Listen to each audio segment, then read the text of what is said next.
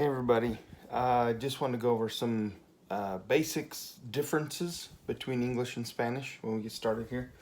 The first one is agreement, and I wrote up here, this is also in your notes, it says all related parts of a sentence agree in number, gender, and subject. So we don't deal with this a lot in English, but in Spanish that there are articles that have to agree with the noun and the adjectives have to agree with the noun. The subjects and the verbs have to agree. Um, and so an example in English where we wouldn't agree, where something wouldn't agree, was to say like, yesterday I will go to the store.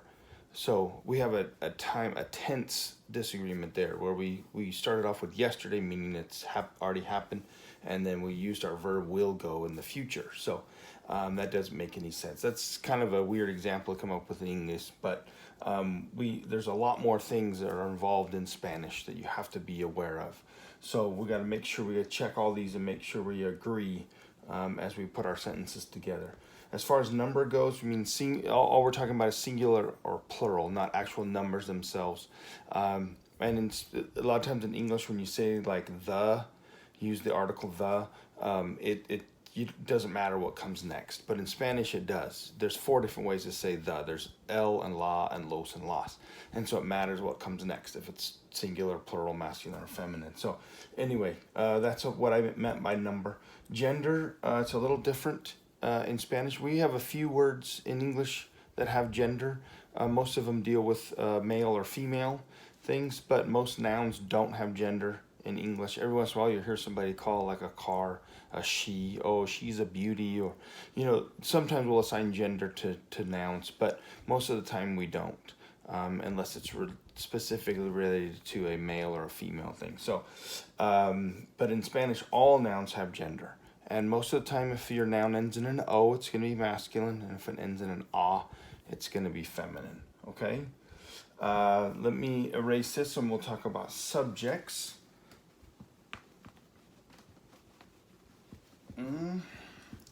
Okay.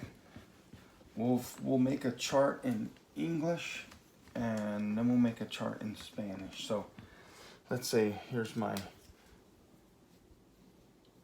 so we're going to go subject, we'll call it subject pronouns.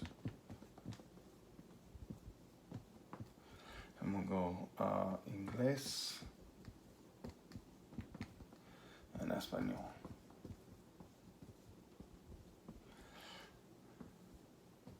Okay, so most of our little charts are going to look like this. They look like the top of a telephone pole to me, but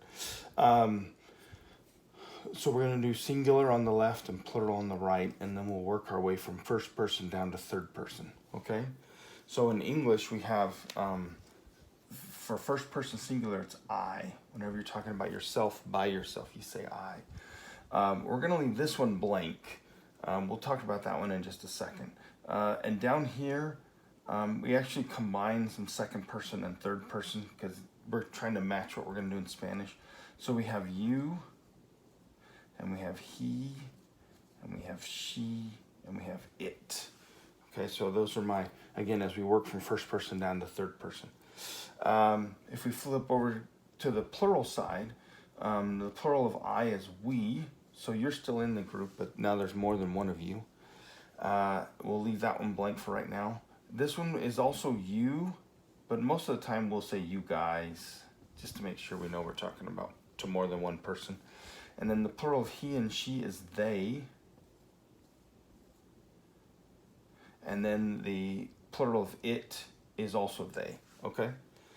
So let's talk about it in Spanish, and then we'll come back to these two in English. So here in Spanish we have yo, that's how you say I. No, the we is nosotros. Can you see that one? Okay. This is tú, and that's a way to say you in Spanish. And the other way to say you is usted. I'll write it out this time. You can abbreviate that to just UD. He is él with an accent. She is ella. And it, there is no way to say it as a subject pronoun in Spanish. It's just incorporated into the verb. We don't have a separate word for it. Okay? Over here, this word is vosotros. This is, most places in the world don't use that anymore. You will hear it spoken in Spain, but it's a plural of you, of two.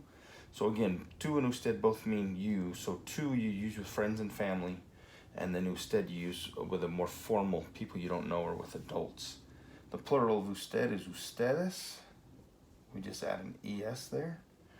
El is ellos, that's the plural, and then ella is ellas. And again, we don't have a plural for they, we're for referring to a thing. Okay, so let's go back over to our English side.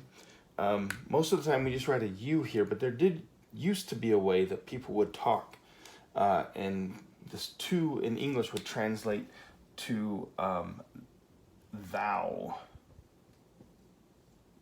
That used to be the way. Like if you ever read Shakespeare or the Bible, you'll see thou shalt not. And then when you have the plural of thou is ye. And ye is just means you guys. Another way to say you guys. So you hear that around Christmas time. God rest ye merry gentlemen. Oh come all ye faithful. That whenever they send out a proclamation by the king and say, hear ye, hear ye. Well, that's what they were saying. It's just another way to say, listen up, you guys. So anyway, but we don't use those anymore. So normally what I just put here is because we only use the word you. So I just say this is a different way to say it. So we say you, and then this one we don't use at all. And over here we don't, just know it's there. If you ever go to Spain, you'll hear it, but I won't put it on the tests or anything. So we don't really cover that form. Okay? All right, so there's our subjects, pronouns in English, and there they are in Spanish.